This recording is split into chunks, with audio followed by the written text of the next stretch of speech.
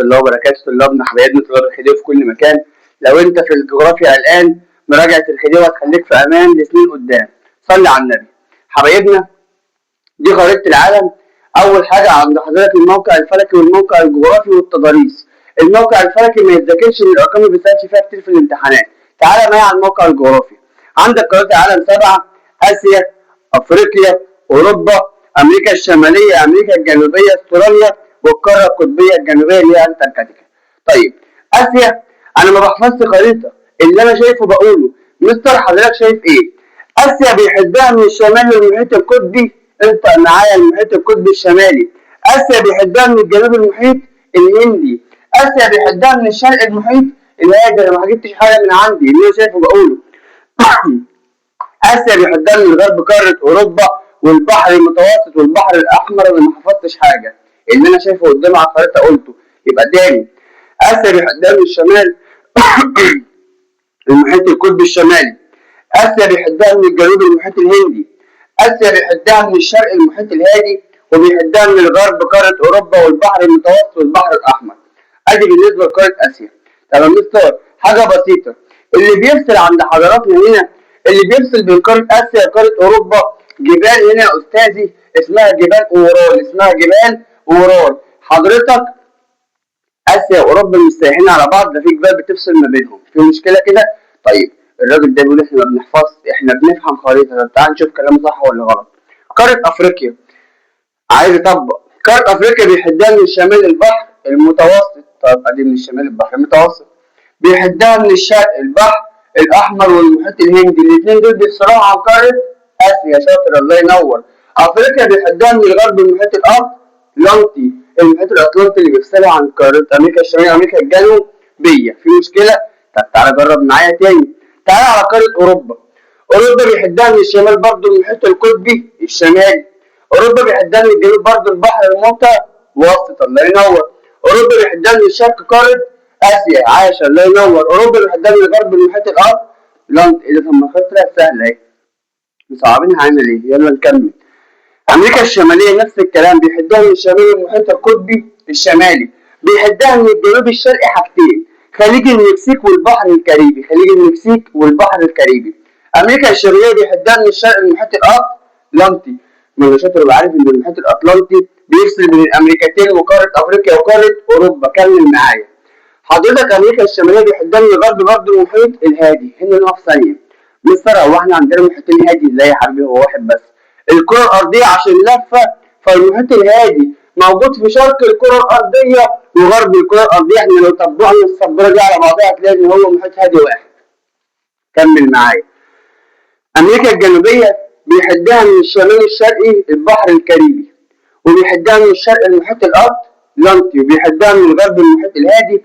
وهي سؤال يتفزلك عليك بيه، بس احنا شطار محدش يتفزلك علينا. يقول لك المحيط الاطلنطي يعد حدا فاصلا بين كام قاره مأهوله بالسكان. تعالوا نحسبها مع بعض. مش المحيط الاطلنطي هنا في النص؟ يعني بيحد قاره اوروبا وقاره افريقيا. الله ينور كده، قارتين. وامريكا الشماليه وامريكا الجنوبيه. يعني المحيط الاطلنطي بيفصل بين 4 قارات فيهم سكان. الله ينور. نيجي للغلبانه اليتيمه ديت. قاره استراليا بيحدها من الشمال بحر ارافورا. مش ارافطونا، انتوا ما عرفتوش، انتوا حبايبنا.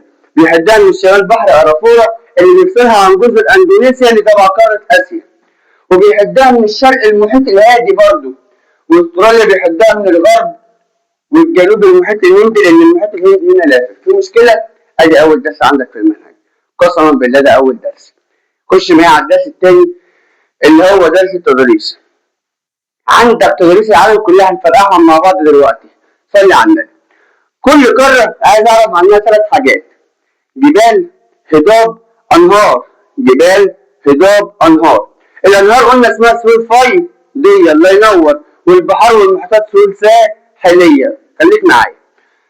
قاره اسيا كان فيها جبال في الشرق وجبال في الوسط وجبال في الغرب. الجبال اللي في الشرق اسمها جبال اليابان. اسمها جبال اليابان. الجبال اللي في الوسط اسمها جبال الهيما. لا، اسمها جبال الهيما. وجبال الهيمالايا نفتكر كان فيها اعلى قمه جبليه قمه جبل ايفرست. ارتفاعها كام؟ 48 دي اعلى قمه جبليه في العالم. وكان عندنا في الغرب جبلين، جبال طورس في تركيا وزاجرس في العراق وايران، وزاجرس في العراق وايران. ادي جبال قاره اسيا، والله ما في غيرهم وما فيش اسهل من كده جغرافيا. يبقى كان في جبال في الشرق وفي الوسط وفي الغرب. انقل معايا على الهضاب. كان عندنا هنا هضبه التبت دي اللي تعرف بسقف العالم، يجي لك في الكتاب بما تفسر تعرف هضبه التبت بسقف العالم. ليه؟ لانها اعلى من قمم الجبال، هضبه اعلى من الجبال كلها فسميتها سقف العالم. هنا عندنا هضبه اسمها هضبه الدكن، بالحب مش بالعند. الدكن في وسط الهند، احفظ معايا. هنا هضبه الدكن كانت في وسط دوله الهند، في مشكله؟ ادي الهضاب اللي عندنا. وطبعا عندنا ما ننساش حبيبتنا اللي فيها السعوديه، هضبه شبه الجزيره العربيه، هضبه شبه الجزيره العربيه. وادي الهضاب كمان خلصت.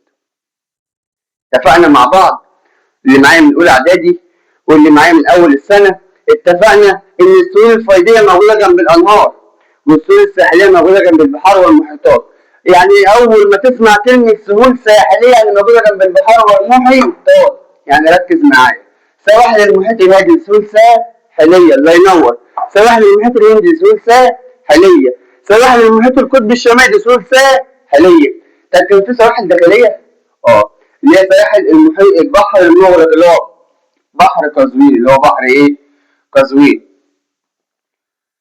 ويا حبيبي بحر قزوين ده اكبر بحر مغلق في العالم، اكبر بحر مغلق في العالم. تعالى معايا كده على الانهار. كان عندنا هنا نهر ينجتسي، ونهر السند اللي بيصب في الهند، اللي جنب الهند بيصب في المحيط الهندي. وكان عندنا نهرين دجله والفرات.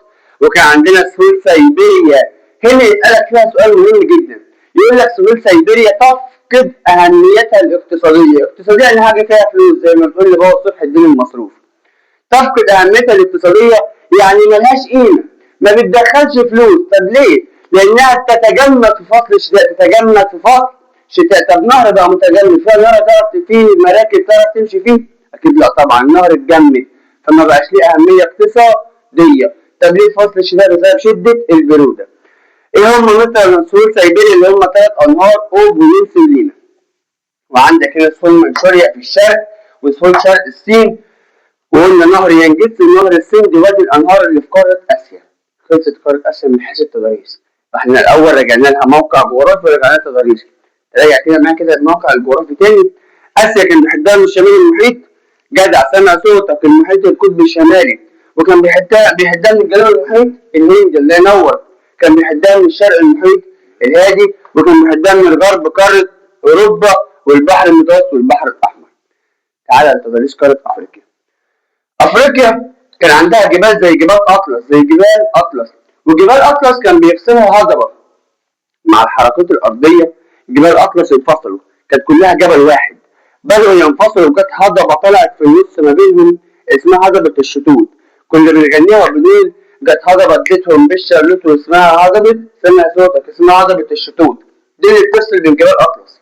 وكان عندنا في الشرق، في الشمال الشرقي، جبال البحر الاحمر. سميناها جبال البحر الاحمر عشان دي جنب البحر الاحمر. وكان عندنا هنا جبلين كينيا وكليمنجارو. وكان في تحت هنا في الجنوب جبال دراكنسبرج. دراكنسبرج. في مشكله كده؟ طيب بالنسبه للهضاب، كان في عندنا هنا فوق في افريقيا هضبه افريقيا الشماليه. يجي لك في الامتحان يسالك فيها يقول لك ايه؟ ما العلاقه بين هضبه افريقيا الشماليه ومصر؟ السؤال ده مهم ولازم يجي. يقول لك هضبه افريقيا الشماليه اللي منها هضبه الصحراء الشرقيه وهضبه الصحراء الغربيه اللي فين؟ اللي في مصر، الله ينور. وهنا في الشرق عندنا هضبه الحبشه وهضبه البحيرات الاستوائيه. وبرضه يسالك فيه يقول لك ايه؟ ما العلاقه بين هضبه الحبشه وهضبه البحيرات الاستوائيه ومنبع ونهر النيل؟ هتقول لي ان هضبه الحبشه والبحيرات الاستوائيه دول من منابع نهر النيل، الله ينور. ادي الهضاب بتاعت افريقيا. طبعا هنا في الجنوب هضبه جنوب افريقيا اللي فيهم نهرين اورانج ولمبوبو. نيجي للانهار، وقلنا انهار دي سول فاي دي، الله ينور. عندك نهر النيل اللي كان بيصب في البحر المتوسط. قسما بالله لازم يسالك سؤال في مصبات الانهار. اي نهر في اي قاره في العالم لازم يقول لك بيصب فين ولازم تجاوب. نهر النيل بيصب في البحر المتوسط. وعندك نهر النيجر كان بيصب في خليج غينيا. ونهر الكونغو كان بيصب في المحيط الاطلنطي. ادي الانهار بتوع قاره افريقيا. يلا ناخد قاره اوروبا. قارة أوروبا أنت شايفها صغيرة بس فيها تفاصيل كتير. أوروبا أنا شايف قدامي إن سواحلها متعرجة.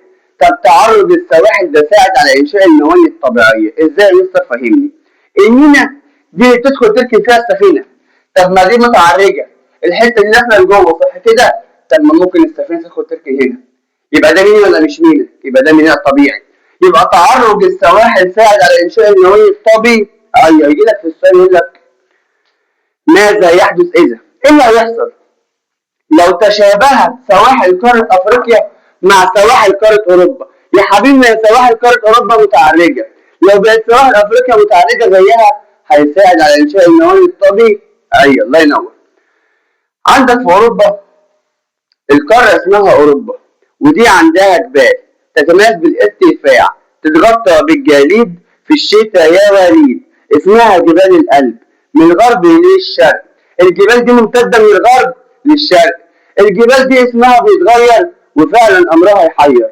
الجبال دي اسمها البرونس، ودي في شمال أسبانيا، والقلب الدينارية في شبه جزيرة البركان. الجبال دي هي اسمها جبال الألب، بس في شمال أسبانيا اسمها جبال البرونس، وفي شبه جزيرة البركان اسمها جبال القلب الدينارية. الله ينور. فأوروبا ما كانش فيها غير هضبتين اتنين بس، هضبة الميزيتا وهضبة فرنسا الوسطى. هضبة الميزيتا دي كانت بتشغل معظم مساحة أسبانيا، وهضبة فرنسا الوسطى اللي كان بيقطعها نهر اسمه نهر السين. اسمه نهر إيه؟ السين. طيب بالنسبة لسواحل أوروبا قلنا السهول الساحلية اللي بتطل على البحر والمحيطات. أوروبا فيها أنهار زي نهر الراين اللي بيصب في بحر الشمال، ونهر الدانوب اللي بيصب في الايه على دماغك جدع، البحر الاسود على دماغك فوق معايا.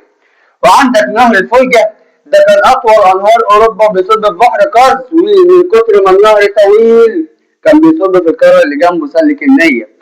من كتر ما نهر اوروبا طويل كان بيصب في القاره اللي جنبه، بيصب في بحر قزوين اللي هو اكبر بحر مغلق في العالم في قاره اسيا. ادي تضاريس العالم القديم، قارات العالم القديم. انقل معايا على امريكا الشماليه.